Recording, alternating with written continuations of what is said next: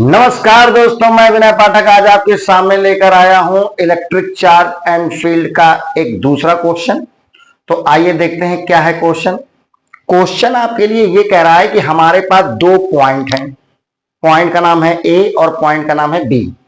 Point A पर plus Q coulomb का charge रखा है, पॉइंट बी पर माइनस क्यू कूलाम का चार्ज रखा है और उनके बीच लगने वाला जो फोर्स है वो कैपिटल एफ है। ठीक है, यहां तक तो बात समझ आ रही है। फिर क्या कह रहा है?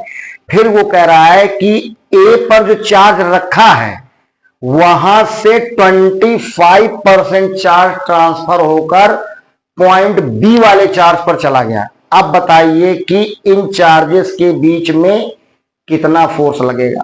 ठीक है, ये क्वेश्चन है। आइए जरा समझते हैं।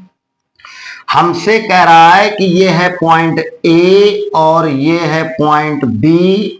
यहां पर रखा है प्लस क्यू चार्ज, यहां पर रखा है माइनस क्यू चार्ज और इनके बीच की एक सर्टेन डिस्टेंस है। हमने मान लिया वो सर्टेन डिस्टेंस है आर। इनके बीच लगने वाला जो फोर्स है वो कितना है? कैपिटल एफ है। इसमें फोर्स ऑफ अट्रैक्शन लगेगा। तो इनके बीच लगने वाला फोर्स कैसे निकालोगे? फार्मूला होता है एफ इक्वल के Q1 Q2 upon R square. F equal के Q1 की वैल्यू है Q, Q2 की वैल्यू है माइनस Q अपॉन आर का स्क्वायर। एफ इक्वल, ये माइनस आगे लिख रहे हैं, माइनस का K, ये हो जाएगा Q square upon R square. आप इसको इक्वेशन नंबर फर्स्ट मान लीजिए। ठीक है, अब भैया जी क्या कह रहा है? यहां से इस वाले चार्ज से यानी कि Q वाले चार्ज से 25% चार्ज दूसरे वाले पॉइंट बी पर जा रहा है। तो बताइए इसका 25% निकालो। तो 25% इसका निकालो क्या आ जाएगा? Q इंटू 25 अपॉन 100 यानी कि आ जाएगा Q बाई 4। इसका मतलब ये हुआ कि इस Q से Q बाई 4 चार्ज निकल गया। इस चार्ज से Q बाई 4 चार्ज निकल गया। अब बताइए यहां पर कितना चार्ज बता।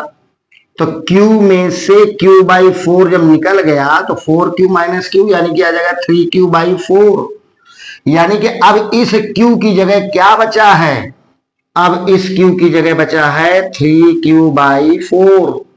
अच्छा ये बताइए, अब ये जो Q बाई 4 है यहां से निकला है और इस पर आया है, तो अब इस पर कितना चार्ज हो जाएगा? तो इस पर कितना हो जाएगा? तो minus Q plus Q by 4।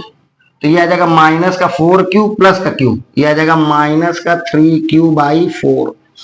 यानी कि अब यहां पर कितना चार्ज हो जाएगा? अब यहां पर चार्ज हो जाएगा माइनस 3Q बाई 4। अच्छा, डिस्टेंस वही रहेगी, डिस्टेंस आर ही है। अब आपसे कह रहा है कि इनके बीच फोर्स कितना हो जाएगा। हमने मान लिया इनके बीच फोर्स एफ डैश हो जाएगा। अब आप क्या करें? इनके बीच फोर्स निकालिए। अब आप इनके बीच फोर्स निकालो। कैसे निकालोगे? फार्मूला होगा एफ इक्वल के, अच्छा इसको एफ डैश मानने थे ना, एफ डैश इक्वल के Q1 Q2 यानी कि ये हो जाएगा 3Q by 4 into minus 3Q by 4।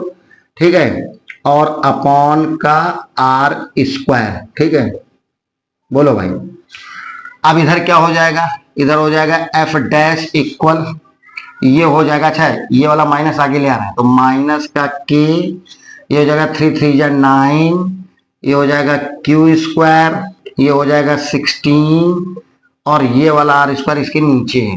ठीक है, ये आ जाएगा एफ डैश इक्वल, इसको ऐसे लिख सकते हैं क्या? 9 बाई 16 ब्रैकेट माइनस का के Q square by R square. F dash equal 9 by 16। बताइए भाई इसकी जगह क्या लिख सकते हैं? इधर देखिए माइनस के Q square by R square, तो इसकी जगह हम लिख सकते हैं एफ, यानी कि जो नया फोर्स आ जाएगा वो पहले फोर्स का 9 बाई 16 हो जाएगा।